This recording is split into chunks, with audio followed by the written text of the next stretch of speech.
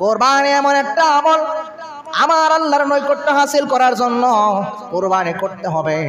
সেজন্যই আমার আল্লাহ সুবহানাহু ওয়া তাআলা কোরআনুল কারিমে 6 পারা 11 পৃষ্ঠা সূরা মাইদার 27 নম্বর আয়াতে আমার আল্লাহ বলেন, ক্বালা ইন্নামা ইয়াতাকাব্বালুল্লাহু মিনাল মুত্তাকিন,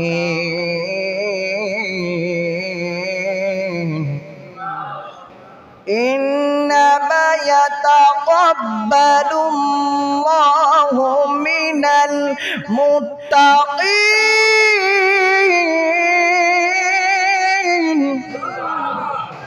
ঘোষণা করেছেন কে? জোরে কও, সবাই কও, ঘোষণা করছেন কে? আমার আল্লাহ বলেন, ইন্নামা ইয়াতাকাব্বালুল্লাহু মিনাল মুত্তাকিন, নিশ্চয়ই আমার আল্লাহ মুত্তাকিনদের কুরবানি কবুল করে। আল্লাহ গরু পশু দেখে না। আপনি ছাগল দিচ্ছেন নাকি মহিষ দিচ্ছেন নাকি উট দিচ্ছেন কোরবানি, নাকি আপনি বড় গাভী দিচ্ছেন নাকি বড় গরু দিচ্ছেন, পশু দিচ্ছেন, ওইটা আল্লাহ দেখে না। আল্লাহ দেখে অন্তর। যার তাকওয়াবান কুরবানি করে তার কুরবানি আমার আল্লাহ কবুল করে।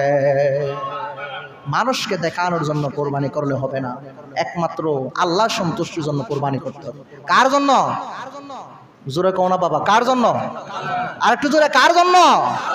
আল্লাহর জন্য কোরবানি করতে হবে। এজন্য আমার আল্লাহ বলেন, ইন্না সালাতি ওয়া নুসুকি ওয়া মাহইয়ায়া ওয়া মামাতি লিল্লাহি রাব্বিল আলামিন।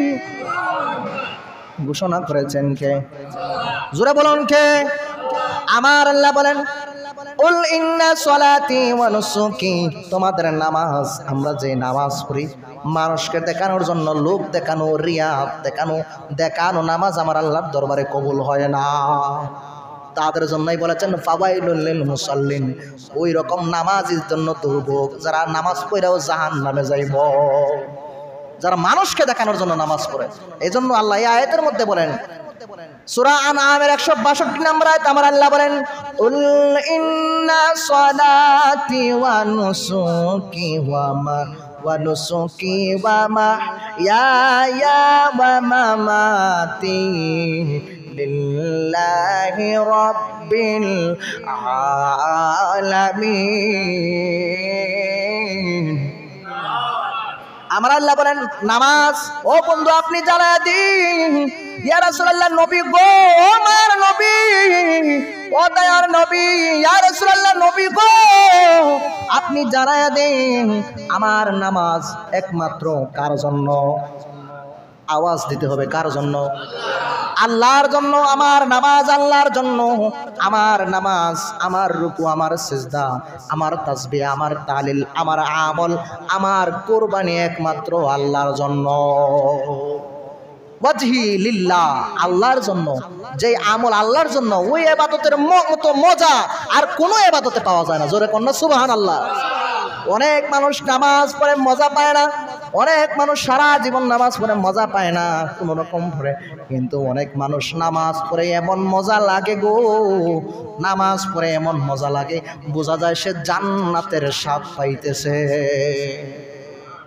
জোরে কন্যা সুবহানাল্লাহ। এটা অনুভব করার জিনিস। আমার নবী নূরের নবী বলেছেন, as-সালাতু মি'রাজুল মুমিনিন, নামাজ মুমিনের জন্য মেরাজ। এখন আপনি কিভাবে দেখবেন আল্লাহকে? দেখবেন কিভাবে? আল্লাহ তো এটা দেখার জিনিস না, এটা স্বাদ নেওয়া, মজা নেওয়া। আপনি যে মিষ্টি খাইলেন, ওইটা মিষ্টি কি? কেউ যদি বলে মিষ্টি কেমন বলো, বলে বলতে পারবো না, এটা দেখানোর জিনিস না, বোঝানোর জিনিস না, বোঝানো যাবে না। এটা মজা লেগেছে, মিষ্টি লেগেছে, স্বাদ লেগেছে, এতটুকুই বলতে পারবো, আমি দেখাইতে পারবো না। কথা বলো ঠিক না? তেমন আল্লাহও তেমন। আল্লাহকে আপনি দেখতেছেন, যারা মুমিন মেরাজ, তাদের নামাজ মেরাজ হয়, ওরা স্বাদ পায় নামাজে, মানে আল্লাহ দিদার হচ্ছে। জোরে কন্যা সুবহানাল্লাহ। নামাজ জুম্মা পড়তেছেন, জুম্মার পরে আলাদা একটা তৃপ্তি পাবেন, একটা মনে শান্তি লাগবে। বুঝে নিতে হবে আপনার গুনাহগুলা ঝরে গেছে, আর আপনার as-সালাত মি'রাজুল মুমিনিন, আপনার নামাজটা মেরাজ হয়ে গেছে। ওই রকম হতে হবে। আল্লাহুম্মা সাল্লি, সবাই সামনে আসুন, সামনের কাতার পূরণ করুন। মাওলানা মুহাম্মদ ওয়া আলা আলি সাইয়্যিদিনা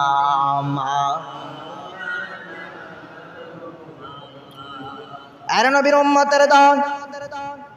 এজন্য আপনাদের কাছে জানতে চাই, কুরবানি হবে কার জন্য? মহব্বতে বলতে হবে কার জন্য? আল্লাহর জন্য। নামাজ হবে আল্লাহর জন্য, দান সাদাকা যা হবে আল্লাহর জন্য। আর আল্লাহর জন্য যে আমল, ওই আমলটাই আল্লাহর কাছে পৌঁছাবে, অন্য কোনো আমল আল্লাহর দরবারে পৌঁছাবে না। আল্লাহর জন্য করতে হবে সব আমল। রুকু, সেজদা, তাসবিহ, তাহলিল মানুষকে দেখানোর জন্য করা, ওইটা তো বড় মারাত্মক পাপ। সেজন্য কুরবানি যারা করবেন আল্লাহর জন্য, দেখেন এই আয়াতটা কেন আমার আল্লাহ বলেন ইন্নামা ইয়াতাকাব্বালুল্লাহু মিনাল মুত্তাকিন, 6 পারার 11 পৃষ্ঠা সূরা মাইদার 27 নম্বর আয়াতে আমার আল্লাহ বলেন। কেন বললেন? দুনিয়ার সর্বপ্রথম সিস্টেম ছিল আদম আলাইহিস সালাম এবং হাওয়া আলাইহিস সালামকে সৃষ্টি করার পর আমার আল্লাহ তাদের গর্ভের মধ্যে একজন সন্তান দিতেন। তাদের গর্ভের মধ্যে সন্তান হয়েছিল শীষ আলাইহিস সালাম, নূহ আলাইহিস সালাম। কিন্তু আমার আল্লাহর মন ভরে না। আমার আল্লাহ বান্দাকে বড় ভালোবাসেন। যুবক ও কাইতলার মুসলমান, আমার আল্লাহ বান্দাকে বড় মহব্বত করে ভালোবেসে সৃষ্টি করলো। ফেরেশতারা আমার আল্লাহরে আল্লাহ কইরা ডাকে ডাকে, আল্লাহর মন ভরে না। কিন্তু বান্দা যখন আমার আল্লাহরে আল্লাহ কইয়া ডাক দেয়, আমার আল্লাহর কুদরতি অন্তরটা ঠান্ডা হয়ে যায়। আল্লাহু আকবার। কি বুঝতে পারছেন কি বলছি? ফেরেশতা ছিল, সব কিছু ছিল, পশু পাখি, বৃক্ষলতা, তরুলতা, গাছপালা, নদী নালা, সবাই শুধু আল্লাহর জিকির করে। দেখেন নড়াচড়া করে, ওরা আল্লাহর জিকির করে, কিন্তু আমার আল্লাহর মন ভরে না। বান্দা গুনাহ করেছে, হাজার হাজার বছর গুনাহ করে আল্লাহকে যখন একটা সেজদা দেয় আর আল্লাহকে আল্লাহ কইয়া একটা ডাক দেয়, ওই রকম শান্তি ফেরেশতারা হাজার হাজার বছর ডাকে। আর ওই গুনাহগার বান্দা একবার আল্লাহরে কইয়া আল্লাহ ডাকে, ওই একবার ডাকার মধ্যে এমন স্বাদ আমার আল্লাহ পায়, হাজার হাজার ডাকার মধ্যে আমার আল্লাহ এমন স্বাদ পায় না। আল্লাহর তো অনেক জিনিস রয়েছে আল্লাহকে স্মরণ করার জন্য, কিন্তু তারপর আমার আল্লাহ চায় বান্দা আমার বেশি হোক, আমাকে স্মরণ করুক, আমার জিকির করুক। আল্লাহর বংশ বিস্তার করার জন্য জোড়ায় জোড়ায় সিস্টেম করে দিলেন। একজনে হয় না, জোড়ায় জোড়ায় দিলেন। আদম এবং হাওয়া আলাইহিস সালামের মধ্যে জোড়ায় জোড়ায় সৃষ্টি হতে লাগলো। তেমনি জোড়ায় জোড়ায় হতে হতে একজন মেয়ে একজন ছেলে, হাবিল কাবিল। হাবিলের সাথে ছিল গাউজা বলা হয় বা গাজুয়া বলা হয়, আর কাবিলের সাথে ছিল আকলিমা। জোড়ায় জোড়ায় সর্বপ্রথম কোরবানি কোথায় থেকে আসছে সেই কথাটাই বলতেছি। সর্বপ্রথম কোরবানি আজকের বিষয় ছিল, সর্বপ্রথম কোরবানি কে করেছেন? হাবিল এবং কাবিল।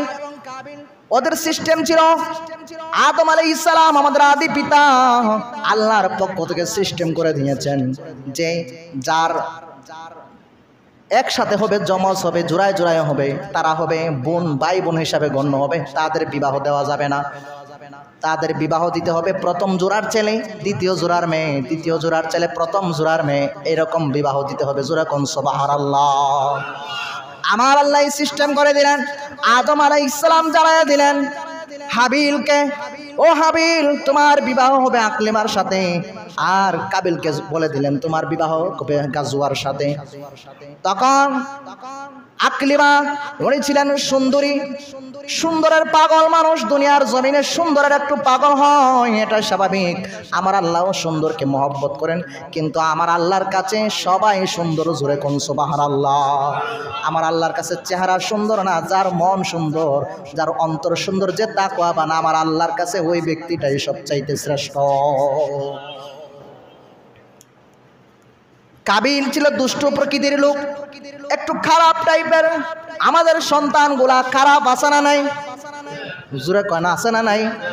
আপনাদের এলাকার ছেলেরা মনে হয় খারাপ না, খারাপ সন্তান আছে না নাই? ফ্রি ফায়ার খেলে, পাবজি খেলে, গাঞ্জা খায়, সিগারেট খায়, উল্টা পাল্টা আড্ডা দেয়, গ্রাম রুটে আড্ডা দেয়, উল্টা পাল্টা কাজ করে। এইরকম সন্তান সমাজে আছে না নাই? কাবিল ছিল ওই রকম দুষ্ট প্রকৃতির, আর হাবিল ছিল তাকওয়াবান। আমাদের সমাজে নামাজি সন্তান আছে না নাই? এইগুলা কম, নামাজি যুবক কম পাওয়া যায়, নামাজি ছেলে কম পাওয়া যায়, সে তাকওয়াবান। হাবিল ছিল তাকওয়াবান, পরহেজগার, মুত্তাকি, আল্লাহ বিরু, সে আল্লাহকে ভালোবাসতো, সে কৃষি কাজ করত। আর কাবিল সে হাবিল সে পশুপালন করত, আর কাবিল সে কৃষি কাজ করত, গম পালাইতো। ওই সময় থেকে আমার আল্লাহ এগুলার সিস্টেম করে দিয়েছেন। জোরে কন্যা সুবহানাল্লাহ। আমার আল্লাহ সিস্টেম করে দিয়েছেন। মনোযোগ, আমার আল্লাহ কুরআনুল কারীমে বলতেছি, সূরা মাইদার 27 নম্বরের তাফসীর, সর্বপ্রথম কুরবানি কে করেছিলেন? তখন আমার আল্লাহ সিস্টেম করে দিয়েছেন, আদমকে বলে দিয়েছেন আপনি জানায়া দিন হাবিলের সাথে বিবাহ হবে আকলিমার, আর কাবিলের সাথে বিবাহ হবে গাজওয়া যিনি ছিলেন, অন্যান্য অনেক নাম পাওয়া যায় অনেক রেওয়াতে, উনি ছিলেন একটু এত সুন্দর নয়, এত রমণী নয়। আকলিমা উনার চাইতে বেশি সুন্দরী রূপসী ছিল। জোরে কন্যা সুবহানাল্লাহ। সুন্দর কার দাম? জোরে কন্যা কার? সুন্দর বানায় কে? কালো বানায় কে? ছেলে দেয় কে? জোরে কন্যা, জোরে কোন কে? মেয়ে দেয় কে? কন্যা সন্তান দান করে কে? ধনী বানায় কে? গরিব বানায় কে? বিপদ দেয় কে? বিপদ থেকে বাঁচায় কে? সবকে আল্লাহ। আল্লাহ ছাড়া যাওয়ার জায়গা নাই, সব জায়গায় আল্লাহ। কাবিল মানতে রাজি না, বলে আমি না, আমার জোড়া তো আকলিমা ছিল, আকলিমাকে বিবাহ করব। আর আমার আল্লাহর ফয়সালা আদমকে, আমাদের আদি পিতা হযরত আদম আলাইহিস সালাতু ওয়াস সালামকে জানায়া দেন, না না এরকম করলে হবে না, যা ফয়সালা তাই করতে হবে। আদম আলাইহিস সালাম সন্তানকে রাজি করাতে পারতেছেন না, নারাজ, ব্যর্থ হয়ে গেছেন। হযরত আদম আলাইহিস সালাতু সালাম আবার আল্লাহর কাছে বলে, ও রব্বুল আলামিন, ও দয়াল মালিক, কি করব? আমার আল্লাহ ওই সময় বললেন, তুমি কুরবানি করতে বলো তাদেরকে, যার কুরবানি কবুল হবে তার সাথেই আকলিমার বিবাহ হবে। আল্লাহু আকবার। কুরবানির সিস্টেম ছিল ওই সময়, কুরবানির বস্তু রাখা হবে, যেই জাত কুরবানি দিবে ওইটা রাখা হবে পাহাড়ের উপর, আর আল্লাহর পক্ষ থেকে আইসা অদৃশ্য করে ফেলবে, যারটা অদৃশ্য হয়ে যাবে আল্লাহ তারটাই কবুল করে নিবে। হাবিল সংক্ষিপ্ত সময় অল্প, হাবিল পশুপালন করতেন, উনি পাহাড়ের মধ্যে সবচাইতে উত্তম দুম্বা, সবচাইতে উত্তম পশু যিনি মোটা তাজা, ওই জিনিসটা পাহাড়ের উপরে রাখলেন। আর কাবিল কৃষি কাজ করত, সে গম চাষ করত, জব চাষ করত। সবচাইতে দুর্বল গম যেগুলা ছিল, পচা পচা নষ্ট নষ্ট গম ছিল যেগুলা, ওইগুলা পাহাড়ের উপরে রাখলো, আল্লাহর জন্য কুরবানি দিচ্ছে সে। দেখেন, এখান থেকে শিক্ষা নিতে হবে, কুরবানি করতে হবে উত্তম বস্তু, সবচাইতে সুন্দর পশু, সবচাইতে সুন্দর পশু আল্লাহর রাস্তায় কুরবানি করতে হবে। কথা বলো ঠিক না? কুরবানি পেশ করলেন, সাথে সাথে আসমান থেকে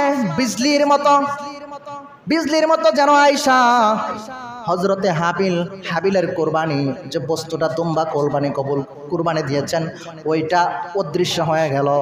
আদম আলাইহিস সালাম ডিক্লার দিয়ে দিলেন, হাবিলের কুরবানি কবুল হয়েছে, হাবিল আকলিমার সাথে বিবাহ হবে। জোরে কোন সুবহানাল্লাহ।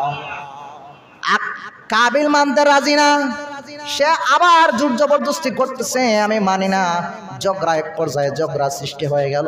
আর হাবিল ছিল পরহেজগার, মুত্তাকি, তাকওয়াবান, সে কোনো ঝগড়া করে না, সে উত্তর দেয় আলা ইন্নামা ইয়াতাকাব্বালুল্লাহু মিনাল মুত্তাকিন।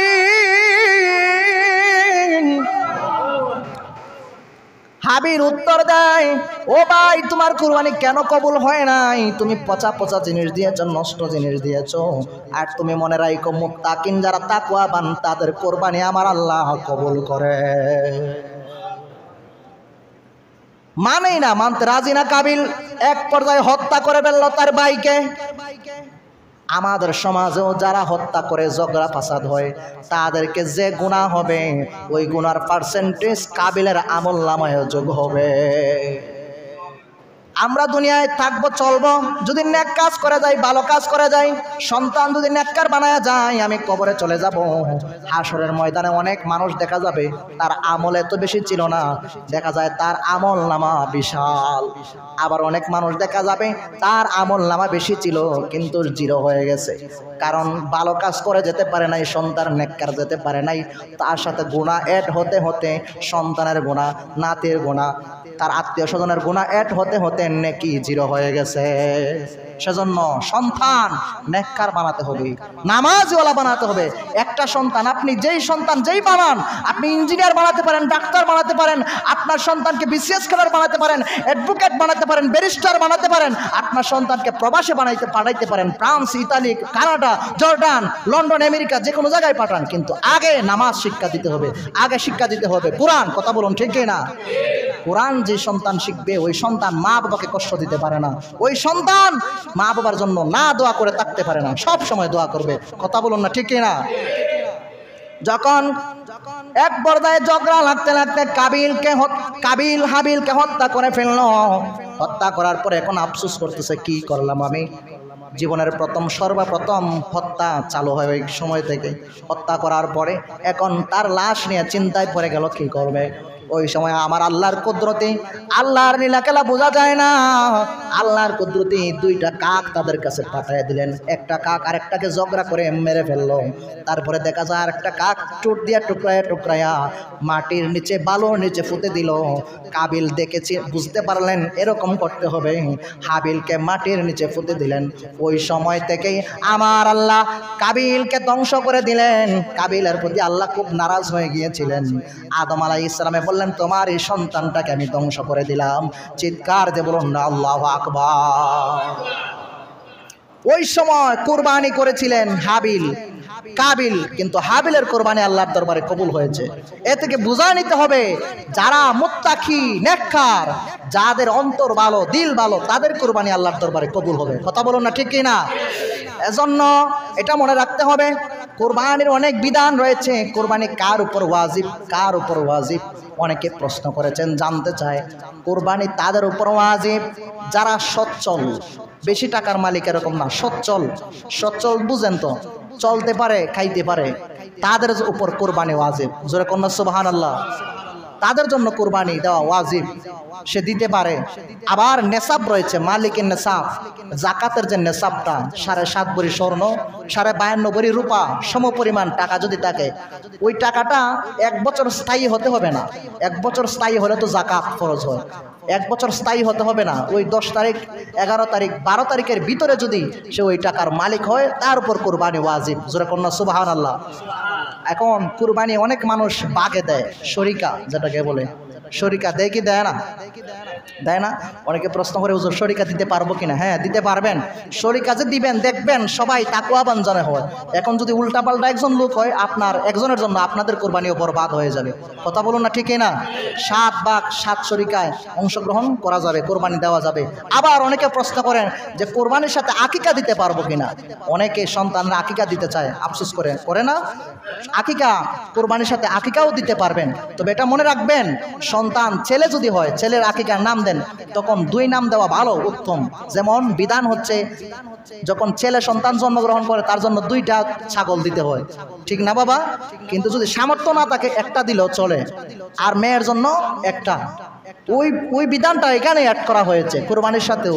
আপনি যদি কোরবানির সাথে আকিকা দিতে চান, তাহলে ছেলের জন্য 2টা নাম, একটা নাম দিলেও হবে, সমস্যা নাই। আর মেয়ের জন্য একটা নাম, কোরবানির সাথে আকিকাও দিতে পারবেন। আরও অনেক প্রশ্ন থাকে অনেকে, যে কোরবানি যে করব, এটা কিভাবে? আমি কি সব গোশত খেয়ে ফেলতে পারবো? নাকি আমি এখন যদি আপনার পরিবারের সদস্য বেশি থাকে, আপনার ফ্যামিলি অনেক বড় থাকে, আর কুরবানি তো একমাত্র দেয় কার জন্য? জোরে কোনা বাবা, কার জন্য? আল্লাহর জন্য যারা দেয় ওরা তো নিজে খাইবার জন্য তো পাগল হয় না, কথা বলুন না, ঠিকই না? যারা আল্লাহর জন্য দেয় ওরা চেষ্টা করবে যে একদিন খাই বা 2 দিন খাই, তারপরে যাগুলা আমার 2 দিনের বুঝটা 1 দিনের বুঝটা আমি রেখে দিই, তারপর বাকিটা যে 3টা ভাগ করা মুস্তাহাব উত্তম জিনিস, ওইটা নিজে খাবে এবং নিজের আত্মীয় স্বজন পাড়া প্রতিবেশী এবং দূরের দরিদ্র মিসকিন যারা ওদেরকে 3টা ভাগ করা মুস্তাহাব। এটা মনে রাখতে হবে, যারা কোরবানি আল্লাহ সন্তুষ্টির জন্য দেয় ওরা অবশ্যই এরকম করে সব কিছু খেয়ে ফেলবে না। মনে রাখতে হবে, অনেকে আছে ফ্রিজের মধ্যে ভর্তি করে রেখে দেয়, রাখা যাবে, কিন্তু আপনার কোরবানি কতটুকু কবুল হইল ওইটা দেখেন। কোরবানি তো আপনি দিলেন আল্লাহ সন্তুষ্টির জন্য, খাওয়ার জন্য না। অনেকে আছে নিজের ঘরের বিবির জন্য বা ছেলের জন্য বা অন্যান্য মানুষের জন্য করতে পারে না, বিশেষ করে মহিলারা একটু সমস্যা করে যে না আমি এটা রেখে দিই, না এরকম করবেন না। আমরা তো কোরবানি দিচ্ছি একমাত্র আল্লাহ সন্তুষ্টির জন্য।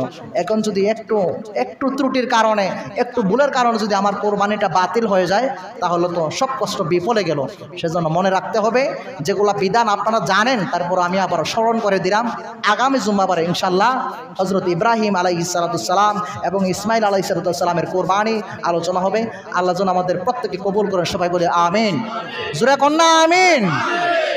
আলোচনা যদি কেউ কষ্ট পেয়ে থাকেন ক্ষমার দৃষ্টি দেখবেন। বিদায় করছি। আসসালামু আলাইকুম ওয়া রাহমাতুল্লাহ।